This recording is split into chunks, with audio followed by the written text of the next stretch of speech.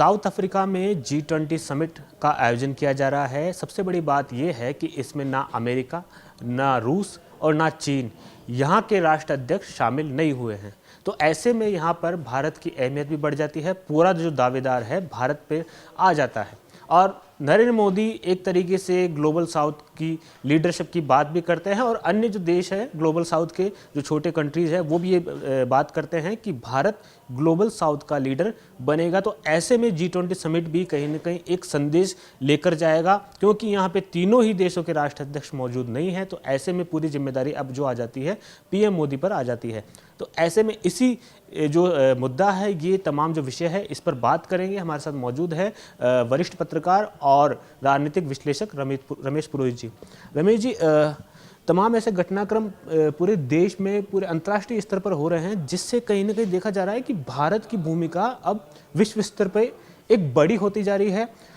Global south की leadership की बात आती है जब कहीं ना कहीं चाइना इस होड़ में सबसे आगे दिखता है, लेकिन अब जब बात कहीं ना कहीं भारत की आ रही है तो भारत अपना प्रतिनिधित्व बढ़ाने के लिए बड़े से बड़े कदम उठा रहा है। हाल ही में न्यू पापुआ गिनी में एक बड़ा समिट भी हुआ था। वहाँ पे जितने भी अफ्रीकन साउथ कॉन्टिनेंट के देश थे वहाँ मौजूद थे। उन्होंने भी एक ही सुर में कहा था कि ग्लोबल साउथ के लीडर के तौर पर भारत महत्वपूर्ण भूमिका निभा सकता है। तो अब ये जो इवेंट हो रहा है, इस पर आपकी क्या प्रतिक्रिया है कि भारत की भूमिका यहाँ से किस ओर संदेश देगी?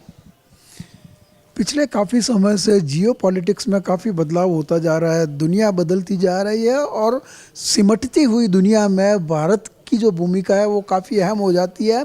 जिस सम्मेलन का आप जिक्र करे हो वो अपने आप में और उसकी टाइमिंग काफ़ी महत्वपूर्ण रखती है। कारण ये है कि जो G20 में 3 बड़े जो राष्ट्राध्यक्ष हैं, अमेरिका, रूस और चाइना, और उनके जो राष्ट्राध्यक्ष है वो वहाँ पर उपस्थित नहीं हो रहे हैं। तीनों के अलग अलग कारण हैं। उन कारणों में भारत का वहाँ पर प्राइम मिनिस्टर नरेंद्र मोदी का मौजूद होना अपने आप में बहुत बड़ी एक ग्लोबल घटना के रूप में सामने आ रही है। कारण ये है कि तीनों जो बड़े नेता हैं, चाहे ट्रंप हो, चाहे पुतिन हो या शी जिनपिंग हो, उनकी उपस्थिति अपने आप में मायने रखती है और पूरा मीडिया कंस्ट्रक्ट जो ध्यानाकर्षण जिसको हम बोलते हैं वह भी उन्हीं के इर्द गिर्द घूमता है।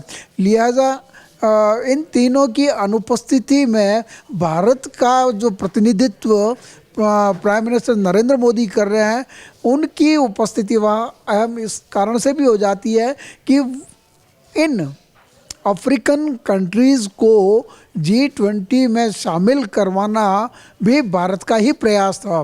तो भारत की अगुवाई में ये सारे जो देश हैं वो आगे बढ़ना चाह रहे हैं, क्योंकि ये सारे जो देश है इकोनॉमी की दृष्टि से, संसाधनों की दृष्टि से तो काफ़ी महत्वपूर्ण है, लेकिन विकासशील की जो एक अवधारणा मान के चल रहे हैं ये लोग, उनमें ये लोग काफ़ी पिछड़े हुए हैं। तो विकास की दृष्टि से इनका जो पिछड़ापन है उनको अभी तक अंतर्राष्ट्रीय स्तर पर वो एहसास उनका नहीं हो पाया, वो भूमिका उनकी मजबूत नहीं हो पाई। लिहाजा ये सारे जो देश हैं अफ्रीकन कंट्रीज़ वाले, वो भारत को एक उम्मीद की दृष्टि से देखते हैं कि भारत उनके लिए उनकी बात को अंतर्राष्ट्रीय स्तर पर उठाएगा और वो अपनी तरफ से इन देशों को साथ में लेकर के उनके आर्थिक और जो क्या कहने मजबूती के लिए वह लीडरशिप करेगा। लिहाजा बदलती जियोपॉलिटिक्स में भारत की भूमिका काफ़ी अहम हो जाती है और ये देश भी भारत को एक आशा भरी नज़र से देख रहे हैं कि वो इनका लीडर बनते हुए उनके विकास में, चाहे वो आर्थिक हो, चाहे वो सामाजिक हो, या पर्यावरणीय संतुलन को बनाए रखने में भी जो है भारत अपनी कारगर भूमिका निभा सकता है। एक वैक्यूम था अंतर्राष्ट्रीय स्तर पर कि किस तरह से भारत उस खाली जगह को भरे।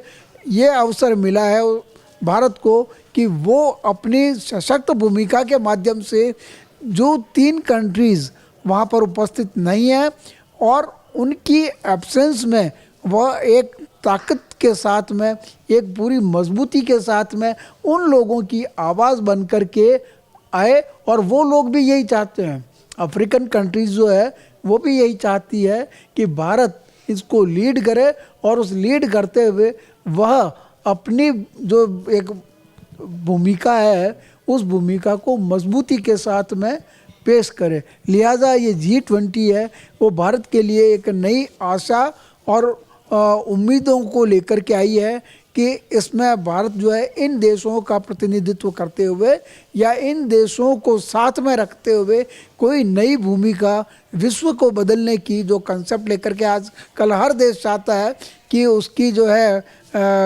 भूमिका मजबूत रहे, वो भी विकास की दौड़ में सबके साथ रहते हुए। तो नरेंद्र मोदी का जो कंसेप्ट है कि सबका साथ सबका विकास, ये तो एक घरेलू नीति है, लेकिन यह घरेलू जो नीति है वो वैश्विक स्तर पर किस तरह से अपना प्रभाव करिश्मा दिखा सकती है, वो G20 के इस सम्मेलन के माध्यम से उभर करके सामने आ रही है। तो कहीं ना कहीं देखा जाए कि जिस तरीके से रमेश पुरोहित जी ने बात रखी है G20 शिखर सम्मेलन की, तो उससे साफ संदेश जा रहा है कि भारत की भूमिका आने वाले समय में काफ़ी बढ़ने वाली है। और ग्लोबल साउथ के लीडर की बात आती है तो वहाँ पर चाइना को अब बीट करने का भी समय आ गया है, क्योंकि चाइना एक ट्रैप के तौर पर लोन देता है, उसके बाद में वहाँ के जो जिस जगह का हिस्सा है वहाँ पर अपने इंफ्रास्ट्रक्चर खड़ा करता है, फिर वहाँ कहीं ना कहीं उस पूरे लोन के जाल में फंसाता है, जिसके चलते ग्लोबल साउथ के जो कुछ देश हैं वो काफ़ी समय से इसका विरोध भी करते रहे हैं। ऐसे में अब उनको कहीं ना कहीं एक बड़ा जो आशा की किरण लगती है वो भारत की तरफ देखते हुए लगती है। तो ऐसे में जिस तरीके से सम्मेलन हो रहा है उससे भी भारत का एक प्रमुख जो अंतर्राष्ट्रीय स्तर पर मंच है वो तैयार भी हो रहा है और ग्लोबल साउथ के लिए भी तैयार हो रहा है। कैमरा पर्सन विक्रम के साथ मैं हेमंत शर्मा, जयपुर।